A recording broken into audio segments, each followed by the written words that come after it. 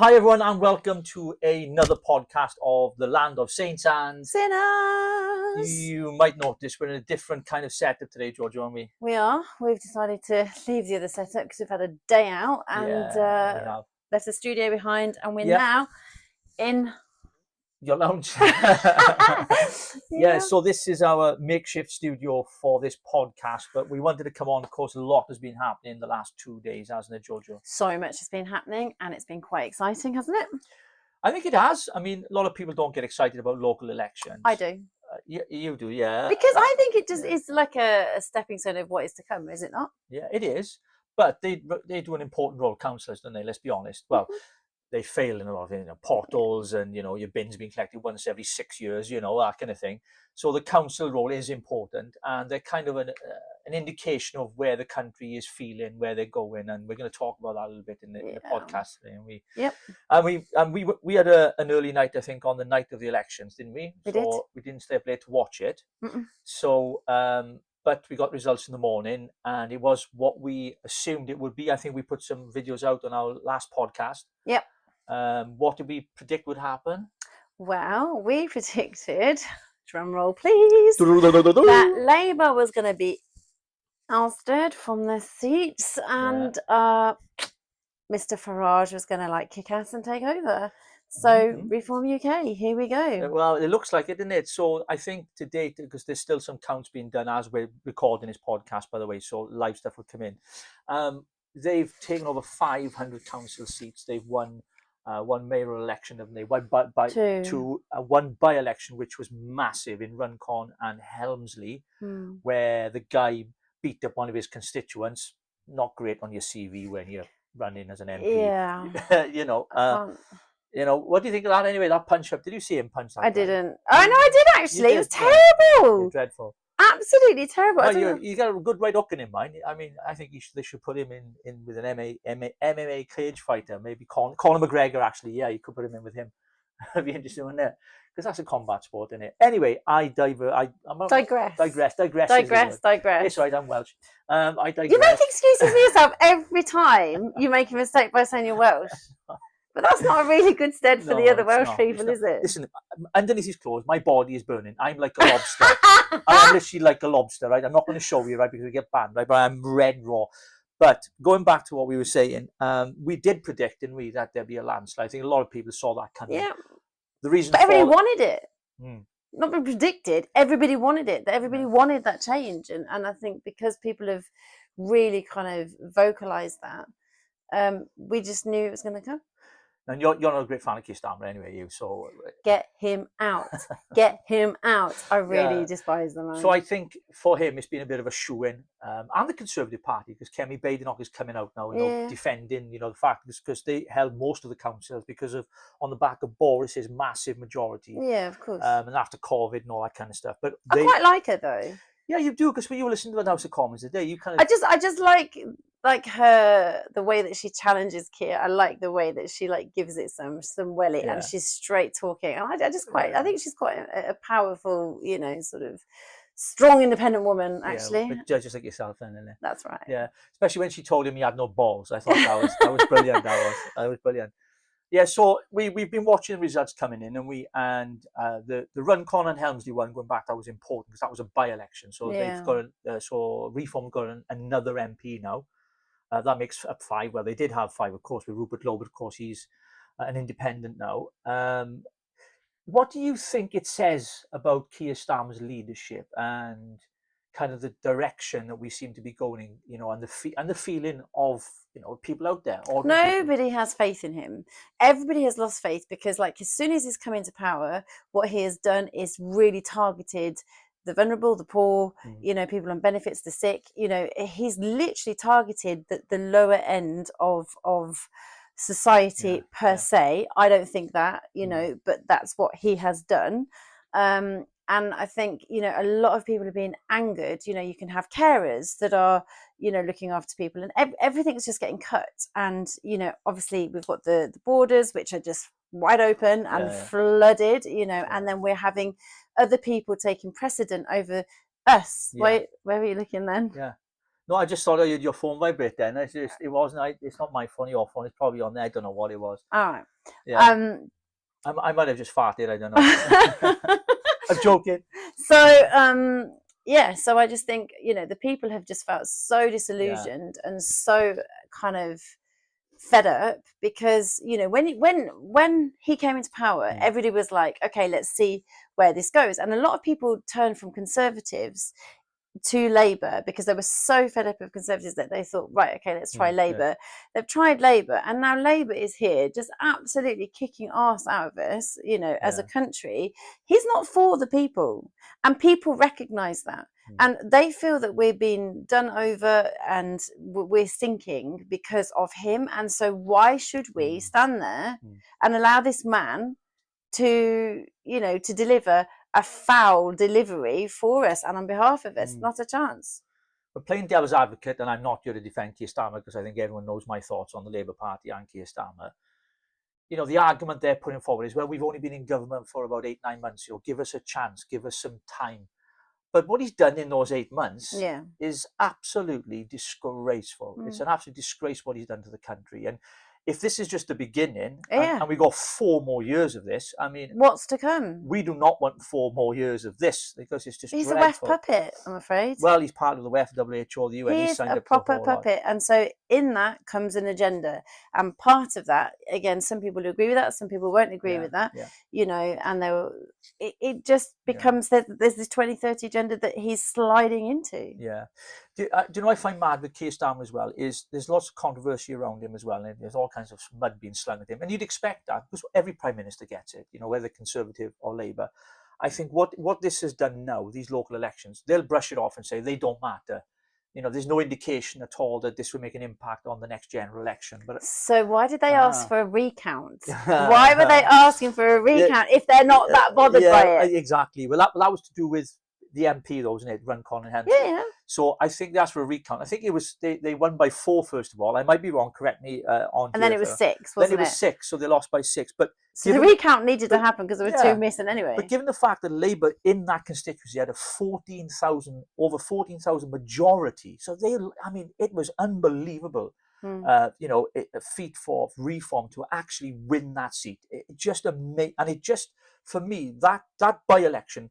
Yes, they won over 500 seats currently in the local elections, but that by-election kind of shows me that things are changing and shifting in the political spectrum, if you like, in the political village of politics, you know, because some of us are political geeks like myself. I love watching politics and what's going on and giving my thoughts and views, like you are too, I suppose, isn't it? But where do you, well, you just don't like Keir Starmer. I mean, that's the truth right there. So where do you think this will end up? Because one of our researchers, Deb, has done some research for us, and we've talked about the vote share. Obviously, if there was a general election tomorrow, based on, you know, it was a low turnout, based on the vote share on these local elections, Reform would have probably won. Yeah, absolutely, because they got 30%, didn't they? Yeah, over 30%, I think it was. Yeah. So I mean, so let's play this out, and let's say let's do this in here. So let's just say Farage becomes the Prime Minister of the United Kingdom. He gets the keys to number 10. So here we are, this small, as some call, protest party. He gets the keys to number 10. It's quite an incredible journey, considering he spent over 2 decades as an MEP in the European Union. He was the Brexit man, got us out of the EU. He came out of politics. You know, he went into, I think he was Big Brother or Celebrity. I'm a Celebrity, get me out of here. Did I just spit on you? Yeah. Sorry about that. That's because I'm Welsh, look, clearly. Everything's because I'm Welsh, right? So he then came back into politics. There was controversy around, you know, how the party was being run because it wasn't democratic, because of their constitution, they own shares, you know, and everything else. And people kind of slammed him for that. Yep. Labour tried to attack him massively. We were talking about it. I mean, what kind of stuff were they saying about him? Oh my God, it was all about the privatisation, wasn't it, of the NHS? So Labour were really attacking him, weren't they? What sort of things were they doing? I mean, they were actually going out of their way to basically say that he was a phony, he was a fraud, and that actually for the privatisation of the NHS, that it's going to cost us $15,000 to have our appendix out. I mean, yeah, it's just absurd, isn't it? I mean, you talk about an insurance system. I kind of, so here's my take on this, so here's my opinion. If those who can afford private health can pay it, or an insurance type system like in Australia and other countries, then they can do it. But those who can't shouldn't be denied access to NHS either.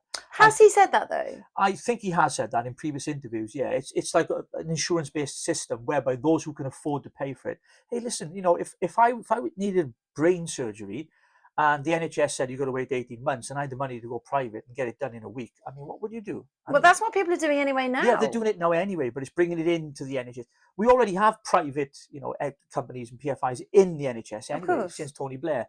But that smear campaign didn't work, did it? No, not at all. Because actually, I think that people got more and more protective of him because they could see that like Labour was just trying to decimate him, and every sort of angle, that their PR were going with was quite shocking, to be honest. But then people were just kind of like, no, because what he's doing is he's giving us hope. He's giving us like a way out, and he's taking our values and our views seriously. And Kier is not. Yeah. So based on that then, so let's go back to that thing then. So what if Farage in 2029, well, we don't know, because if there's a rebellion in the Labour Party, given Keir Starmer's, aptitude, kind of performance, in his first kind of term as Prime Minister, in the last one, in 9 months, whatever he's been in for, I mean, there's a lot of Labour MPs who are really, really worried, I should imagine, about their future seats after the council elections. Yeah, I think I would be. Yeah, we've had a few councillors like Jake Williamson, our good friend, if he ever watches our stuff. But anyway, Jacob, well done, mate, who became an independent. And he did, and I'm proud of him for that, because, he stood up for, again, the people. He took a stance to say, I'm actually not supporting this. And do you know what? Fair play to him. He was a voice that I actually believe many, many people need. And we were talking in the car, weren't we, about, how do we get rid of Starmer? And obviously we know we're not stupid. It'd be great to have a referendum, but we know it doesn't work like that, right? So we know it's a general election every 5 years. That's the Parliament term. But if enough MPs rebel, and I think Labour MPs are backbenchers in particular as well, again, really fed up, the welfare cuts, the pensioners, because they're representing their constituents, and they're saying, what were you doing? I voted for you. Yeah. And everything I voted for, you're reneging on. You're not keeping your promises. So coming up to a general election, 2029, let's say Reform get into number 10. Nigel Farage has the keys. He's never been in government before or led a government before. I know he led a team in the European Parliament. I knew many of them, like James Wells and Ben Habib and many others that I know as well. But I just wonder, what do you think? What's your thoughts? You've seen Farage's kind of speeches, and you've followed the kind of process he's been on. I mean, do you think he'd make a good Prime Minister? It's really hard to know, isn't it? It's really hard to know, because I mean, he's quite charismatic. Well, he's very charismatic. He's very good at like keeping his cool. He's very good at sort of holding his own. And I think, with all the right people around him, and he's got like a fantastic, sort of team.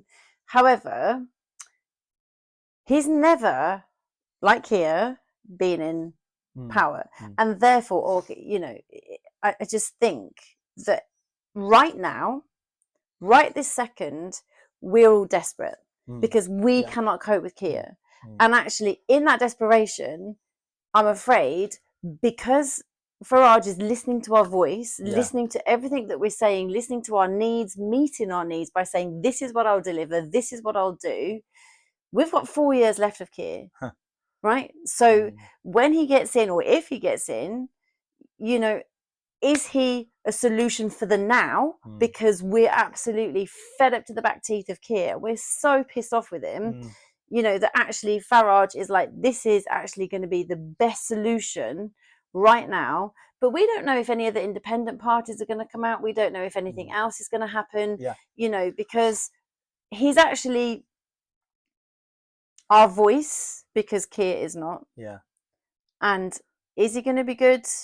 Is he going to be powerful? I think he's great, and I think he will lead well. But I'm wondering if, again, because when Conservatives were in, we all lost faith. When Labour's come in, we've all lost faith. How are we going to feel when Farage comes in? Are we going to lose faith again? I think it'd be. The Prime Minister must be one of the hardest jobs in the country, isn't it? Like, because you're not going to please all the people all the time, just some of the people some of the time. And I think that they're a bit thin on policies. So we've heard bits and pieces from Nigel Farage talking about He was challenged on mass deportations, for example, which is the Trumpian kind of way of running the country.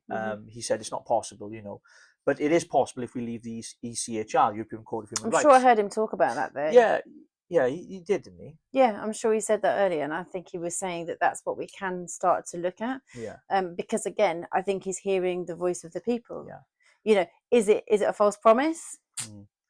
Well, can you trust politicians is a question. No. Well, I've had the privilege of meeting Nigel on two occasions when he came when I stood as a candidate in Blaenau Gwent, and I found him quite a charming man, and I got on well with him. He was fine, and he had come across as man of the people. Of course, he's been always coming from a banking industry, from the big city and all that kind of stuff, and he's been well educated. But he always seems to represent the working people. He comes across that way, doesn't he? And I think that is quite a sales pitch to people. They're attracted to his kind of in the pub having a pint, on a fag outside sort of thing. All right, boys, what's happening? When really, he's privately school educated, all that kind of stuff. So you won't see him banned from a pub, will you? Not like good old Kier. No, Kier has been kicked out of a few pubs. I think he's banned quite a few pubs. Yeah. So I just imagine that.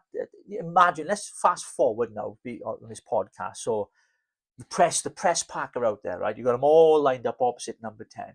Farage is walking up to make his first speech on that little podium with the gates of Westminster and the cats on there. And the cats, yeah. So he gets that. I mean, I never would have dreamt anything like this would be possible, because we've only ever known Labour and Conservatives. We've never known anything else. That's all we've ever known. Yeah, I think this is again a fresh start for the people, and I think it's so good for us to be able to have somebody new, somebody fresh, to actually give us a new perspective, or listen to our perspectives and take that forward and carry that forward. So I think it will be exciting. I think he will give a freaking good delivery. I really think he will, on the basis that he's got 4 years to kind of get everything that he needs to deliver. And if he doesn't do well, then we've wasted 4 years in kind of speaking up. And well, I think I've said it on previous podcasts, obviously not on our TikTok channel, which we're on, by the way, as well, at land.saints.sinners. And we're on X as well. We need more followers on X, so please, if you can, at Land Sinners, we'd appreciate it, because it's slow growth on there. For us old folk, really. That's what X is for. Well, I consider myself old. She's beautiful and young, so it's kind of a different story. So what I was going to say was, with that in mind, then 4 years is a long time. We don't know what's going to happen those 4 years. No, we don't. There could be scandals. There could be sleaze. There could be all kinds of things. But what I did notice today, and I put it out on our TikTok earlier, is the lefties having a meltdown, having a proper meltdown, moaning and groaning, and it's just like, you've just lost, accept it. It was like the Brexit vote. They couldn't accept that, and now they're moaning about Farage's rise, and their results in the local elections. I mean, I just get bored of them. Like, they just bore the shit out of me. Like, I'm like, just suck it up, buttercup. Like, at the end of the day, if you're a Labour supporter, listen, I appreciate, I voted Labour, when I was old enough to vote, because when I came from my hometown of Llanelli, everyone voted Labour. They still do, but things are changing, and we're going to see that in Wales. We'll talk about that in another podcast, actually, the Senate elections in 2026, May next year. But Labour was for the working man, but it's not. Reform are for the working people now, it seems. And I just wonder that between now and then, if they can keep the momentum going. It's going to be tough 4 years, isn't it? Because like you said, I think there could be a lot of scandal. And the way that Labour were really targeting him, I would not be surprised that they do some really dirty tricks in the next 4 years, because they're shit scared. They are running scared. They do not want to be out of power because, they go cracking pension, don't they? well, a cracking pension, but also, I mean, the whole thing with Labour is the net zero madness, right? Oh my goodness, don't even get me started. What's his name? He's another one. Ed. Mad Ed, playing the guitar in the field, Mad Ed. Oh my goodness. I mean, it's unrealistic. It's damaging to our economy. It's costing. We're paying a levy on our. It's a green levy on our tax, system, basically. But it's still part of the West gang, isn't it? Of course it is. It's all tied into the globalization and this kind of depopulation stuff, which we've talked about in other podcasts as well. So I just wonder, though, what Farage will do, like on the migration, on net zero. I mean, they've put some of these big statements out. Migration, he's talked about creating a separate department within the Home Office that's totally dedicated to, processing and deporting. So as soon as they arrive here, they won't be put in hotels. They will be deported immediately. And I think that's a lot of the public sentiment from people across the country. Now, not all, there's the left progressives. Well, they say, oh, let them all in. We love everybody, but it's not about compassion. It's about capacity, and we've said this before. So I just wondered then, Jojo. So let's go back. Farage gets the keys to number 10. What are the 3 things he should do straight away if he was Prime Minister? I've put you on the spot now, haven't I? Yeah. 3 things he should do. What are the top 3 things he should do? Oh my goodness. Well, I would be looking at the but it depends really, because in the next 4 years, right, it depends what else Kier does. Okay, so if any more like mess ups happen, we're only 9 months in. How many months? Yeah, so July, August, September, October, November, December, January, February, March, April. So about 10 months, isn't it? 10 months, right? So he's only 10 months in, and he's done some damage. So we've got another 4 years of damage, more further damage. So it's really tricky, but right now, like, he should be dealing with like the deportation and mass deportation, and then there'll be like benefits, like reconciliation in sort of like the economy, and removing himself from the ECHR. That's the word. I know I always get tongue tied with that, but it's because I'm Welsh. What's my excuse? I'm English and Welsh. You got double trouble then, didn't you? So it's a big thing, but I think overall, these local elections have shown that there is a real shift, a real change in the country. People have had a titful of Keir Starmer. They've had enough of the Labour Party. They're saying like we're done with them, and we need a change. And they go and Conservatives, really. I mean, because let's face it, Lib Dems have come pretty much second in the rankings. Yeah, they've done pretty well in local elections. They have, yeah. But I think Farage was clever because he took it from their playbook, because they've always been good at local elections. Their ground campaign, it's just been having branches everywhere, and they did that. Their chairman Yusuf set that up, and I think it's worked well for them. But I'm kind of dubious about some of the things that Nigel Farage may say in the future and has said. We talked about some of that earlier, didn't we? So, it's kind of like, do we trust him fully? Is he worthy of a chance? I think he's worthy of a chance. I think, right now he is number one, like, hitman to getting us all sorted. But apart from that, I don't know. Is he the best of a bad bunch? I don't know. Like, I don't know him. I've never met him personally, but from what I see, he's charismatic. He's quite fun. He's like the people's person. Yeah. Man of the people. But I don't know. I don't know. Well, we'd love to know what you know. We'd love to know what you think. Tell us what you think. Well. Tell us. Oh my God, if you say that once more, I'll poke you in the eye. I swear. So we want to hear your comments, and please, would you subscribe to the channel? We'd really appreciate it. We're going to be doing a lot more. I know we've had a bit of a break, really, and for a couple of days, we've been busy doing other things. We're going to be speaking to a number of people as well in the next few weeks.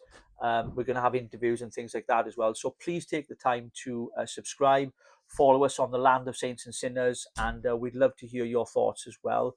Jojo, anything you'd like to add to that before we wrap this up? No, I'd like to say thank you very much for watching, and hope to see you next time. Catch you soon. Bye for now.